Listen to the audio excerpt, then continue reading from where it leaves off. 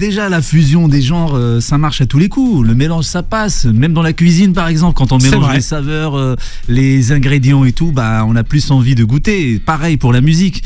Et moi, je me rappelle quand j'étais adolescent, le shabi marocain c'était un peu ringard, c'était un peu vieux jeu. Ah, moi, j'ai toujours kiffé. C'était pour les mariages. Je kiffe, moi, je kiffe le shabi. C'était pour les mamans, les mariages, etc. Mais un ado.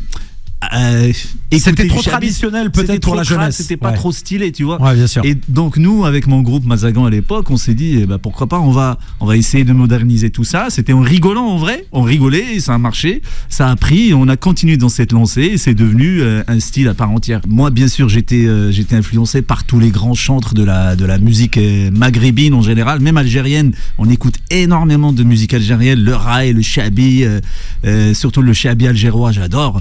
Mais le shabi marocain, il y a ce qu'on appelle l'Aïta.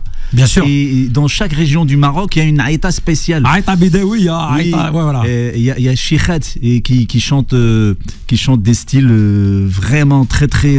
C'est une musique de trance, quoi. Après, il y a les nouveaux chanteurs, dont j'ai parlé là, etc.